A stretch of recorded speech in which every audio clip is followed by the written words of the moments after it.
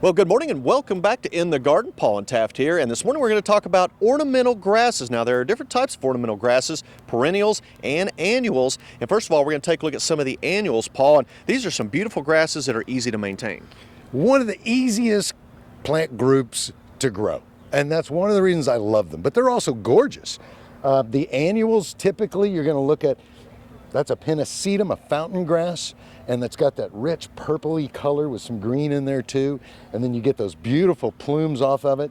This is another one that's a relatively new introduction, but look at the color on this thing. I mean, it's just so dark and beautiful. Yeah, and that's the nice thing about these is the leaves are different really from many of the other type of plants that we can put out in the garden, and different colors give that variation to the yard that really makes it pop. Absolutely. And these do great in containers as well, by the way, or in the ground, but they are annuals, so they're not going to survive through the winter months. The perennial version, on the other hand, will last for years and years and years. So let's have a look at those as well. Here's one of my favorites. This is northern sea oats.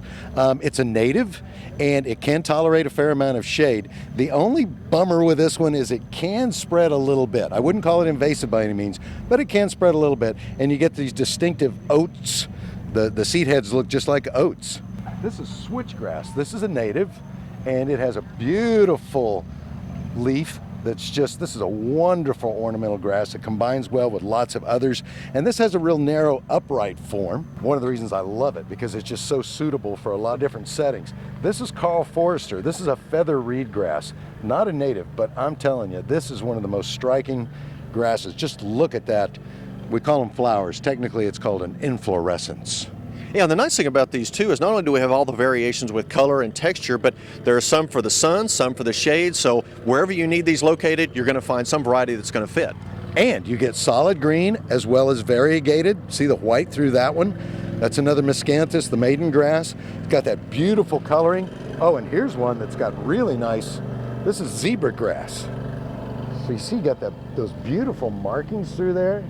That just really makes it pop. The list goes on, Taft. I mean, there's just so many great ornamental grasses, and they're so easy to care for. They really don't require any fertilizer.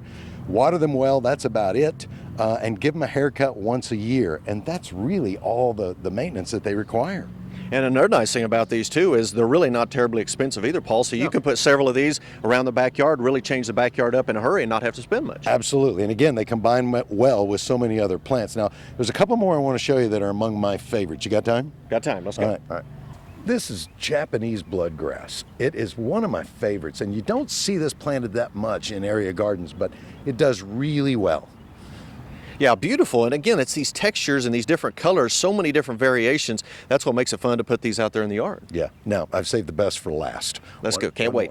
Okay, Taft. This is Japanese forest grass. It's a mouthful, Hakanakloa, but just call it Japanese forest grass. This tolerates a lot of shade. In fact, it needs shade, and it'll grow into a nice big mound and kind of cascade over where it's growing, and it's just so striking in a shady garden. I love this stuff. And we can also see these that stay very low whenever they grow. Some can get very, very tall. So again, just another variation that we can put. From 18 inches in this case to 6 feet or more in some of the maiden grasses. So yeah, I mean, and upright forms, broad forms, weeping, there's just so many possibilities with ornamental grasses. And that's a nice thing is whatever that you need out there in your yard, if you need some low vegetation, you need to grow tall, any different color, any kind of texture, you're going to be able to find it in an ornamental grass. That's right, absolutely. All right, get out there this weekend and plant some of these ornamental grasses and have fun in the yard.